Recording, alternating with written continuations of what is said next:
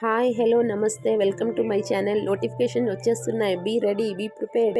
జనవరి month complete అయిపోయింది కదా. First నుంచి నేను నా టు డూ లిస్ట్ రాసుకుంటూ పెట్టుకుని వచ్చాను ఈ మంత్ టార్గెట్స్ అని. ఇలా నేను నా మంత్ టార్గెట్స్ పెట్టుకుంటాను. ఏదైతే కంప్లీట్ అవ్వదో ఆ రోజు ఇలా టిక్ చేసుకుంటాను అనమాట. తర్వాత ఇప్పుడు ఇది ఇలా ఇలా టు డూ లిస్ట్ ఎప్పటికప్పుడు రాసి పెట్టుకుంటూ ఉంటాను అనమాట. ఏమైనా నాకు మంచిగా అనిపించిన ఆ కోడ్స్ కూడా ఉంటాయి ఇందులో. తర్వాత 21 డేస్ ఛాలెంజ్ది నేను స్టార్ట్ చేసుకున్నాను. 28 నుంచి స్టార్ట్ చేశాను ఈ మంత్. ఇది మంచి కోడ్స్ మొన్న పరీక్ష చర్చ దాని గురించి మోడీ గారు రాసిన ఒక బుక్ ఉంది. దాని మీద నాకు నచ్చిన కోడ్స్ కొన్ని రాసుకున్నాను. ఎగ్జామ్స్ రిలేటెడ్వి చాలా బాగున్నాయి. ఆ బుక్ ఇదే, ఎగ్జామ్స్ వారియర్. అమెజాన్లో అవైలబుల్ ఉంది.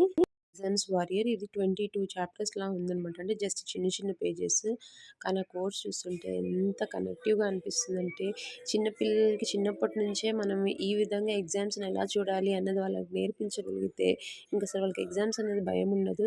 ఒక్కొక్క చాప్టర్కి ఇలా ఒక్కొక్క టైటిల్ లాగా ఇచ్చారు. అసలు చాలా బాగా అనిపించింది. చూడండి, exams are like festivals, celebrate them. అంటే యాక్చువల్గా ఎగ్జామ్స్ అంటే భయపడతారు. అది అప్పుడు చిన్నప్పటి నుంచే మనం పిల్లలకి ట్రైన్ చేస్తే అసలు వాళ్ళకి ఆ భయం అనేది ఉండకపోతే they are ready to face any type of exam కదా. సో ఇది పిల్లల కోసం. అంటే ఇప్పుడు ఎగ్జామ్స్ సీజన్ కదా. ఇప్పుడు ఎలాగో మార్చ్ ఏప్రిల్లో ఇంటర్, తర్వాత 10th క్లాస్ ఎగ్జామ్స్, ఆ తర్వాత వేరే ఎగ్జామ్స్ కూడా ఉంటాయి కదా అదర్ క్లాసెస్కి. సో వాటికి ఉద్దేశించి పెట్టిందనమాట. కానీ చాలా బాగా అనిపించింది నాకు. ఆ కొన్ని కోడ్స్ బాగా కనెక్టివ్గా అనిపించి నేను రాసుకున్నాను. మా పాపకు కూడా చదివి చెప్పాను అనమాట. తనకు కూడా అర్థమైందో లేదో తెలియదు, కానీ మొత్తానికైతే నేనైతే చెప్పాను. మీరు ఒక టాపిక్ తీసుకొని కరెంట్ అఫైర్స్ లాగా ప్రిపేర్ చేస్తున్నాను. అంటే అవి రిలేటెడ్గా ఏమైనా కరెంట్ ఇష్యూస్లో ఉన్నవి అలా ఒక టాపిక్ని నేను ఇలా చేసేస్తున్నాను. ఇదంతా జనవరి మంత్కి సంబంధించినటువంటి కరెంట్ అఫైర్స్ న్యూస్ అనమాట. ఇవన్నీ నేను కొన్ని ప్లేసెస్ ఎందుకు పెట్టానంటే యాక్చువల్గా 16 ఆర్థిక సంఘం అనేది ఓన్లీ జస్ట్ చేయమని తెలిసింది. ఇంకా దీనికి రిలేటెడ్గా మనకి అదర్ ఇన్ఫర్మేషన్ వస్తుంది కాబట్టి నేను స్పేస్ అనేది చేశాను. ఇంకా లక్షద్వీప్ మాల్దీవ్స్ గురించి బాగా టాప్లో ఉంది కాబట్టి నేను దీన్ని కూడా తీసుకొని దాని గురించి కూడా రాశాను అనమాట. సో ఇది భారతరత్న పురస్కారాల గురించి, పద్మ అవార్డ్స్ గురించి, ఇదంతా టోటల్ జనవరి మంత్లో ఉన్నటువంటి మనకు సుప్రీం కోర్టు వల్ల సుప్రీం కోర్టు రిలేటెడ్ ఇది కూడా నేను చేసి పెట్టుకున్నాను. సో కంప్లీట్ జనవరి మంత్కి సంబంధించి ఇలా చిన్న బుక్స్ తీసుకొని అందులో ఒక మంత్కి సరిపడిన కంటెంట్స్ నేను రాసి పెట్టుకున్నాను. So this is my January month preparation. Hope everything will be fine. Thank you and all the best. ఇప్పుడు ఫిబ్రవరి మంత్లోది కూడా మేజర్ ఏ సబ్జెక్ట్స్ చూస్ చేసుకోవాలి అనేది రాసి పెట్టుకున్నాను అనమాట. అంటే సోషాలజీ ఒకటిను, కరెంట్ అఫైర్స్ అంటే ఎవ్రీడే ఉంటుంది. సో ఈ 21 డేస్ ఛాలెంజ్ లిస్ట్లో వాటిని కూడా నేను ఇంక్లూడ్ చేసుకోవాలి. ఈ మంత్లో ఎలాగైనా సరే సోషాలజీ అనేది స్టార్ట్ చేయాలి అని అనుకుంటున్నాను.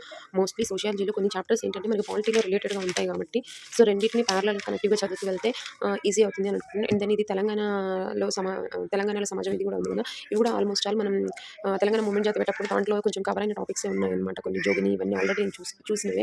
సో నేనైతే ఈ ఫిబ్రవరి మంత్ మాత్రం ఇలా యూటిలైజ్ చేసుకోవాలని అనుకుంటున్నాను. ఇందులోకి వచ్చేసరికి మనకి ఫస్ట్ అండ్ 2 యూనిట్స్ అనేది కొంచెం డిఫరెంట్గా ఉంటాయి. దీంట్లో టర్మినాలజీ అనేది చాలా ఇంపార్టెంట్. సో ఎన్నిసార్లు చదివినా సరే మళ్ళీ చదువుతూనే ఉండాలి. సో ఇది భారత సమాజ నిర్మితి ఈ ఒక చాప్టర్, ఇది సామాజిక సమస్యలు, ఈ 2 చాప్టర్స్ కొంచెం డిఫికల్ట్గా ఉంటాయి. మిగిలిన తర్వాత నుంచి మనం థర్డ్ చాప్టర్ నుంచి చూసుకుంటే ఇది సామాజిక ఉద్యమాలు అనేది మనకు ఆల్మోస్ట్ మనకి ఇండియన్ హిస్టరీలోను, తర్వాత తెలంగాణ హిస్టరీలోను కొన్ని కవర్ అయినవి ఉంటాయి. సో అంత ప్రాబ్లమే ఉండదు.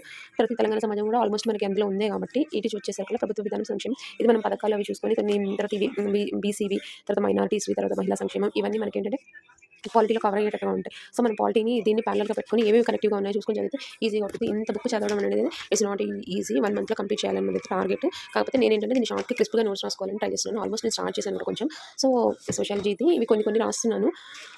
ఇక్కడ చూసారా మహిళా సంక్షేమం గురించి కొంచెం బ్రీఫ్గా అది ఏంటి అన్నది అలా ఒక్కదానికి రిలేటెడ్గా పాలిటీలో ఇది కనెక్ట్ చేసుకుంటూ చదువుతున్నాను. సో హోప్ ఈ మంత్లో మాత్రం సోషాలజీ ఎలా అయినా కంప్లీట్ చేయాలి. ఆల్రెడీ నాది 60 డేస్ టార్గెట్ పాలిటీ అనేది రన్ అవుతుంది. సో ప్యారలల్గా ఈ సోషాలజీని కూడా నేను కనెక్ట్ చేసుకోవాలి. ఎందుకంటే సోషాలజీ నేను ఇంతకుముందు చదవలేదు. సో ఇప్పుడు ఇది న్యూ సిలబస్లోది కాబట్టి అంత ఎక్కువ లేదు కాబట్టి ఇది చదివి పెట్టుకుంటే మనం తర్వాత రివిజన్స్కి దీన్ని యూస్ చేసుకోవచ్చు అనేది నా స్ట్రాటజీ అనమాట. సో అందుకని నేను ఇప్పుడు సోషాలజీని ఎక్కువ కాన్సన్ట్రేట్ చేయాలి అని అనుకుంటున్నాను. ఈ విన్నర్స్ పబ్లికేషన్ బుక్ కూడా చాలా బాగుంది. ఓకే, సబ్జెక్ట్ అనేది డెప్త్గానే ఉంది. సో ఇదైతే సరిపోతుంది అని నేను అనుకుంటున్నాను. చూడాలి ఇంకా.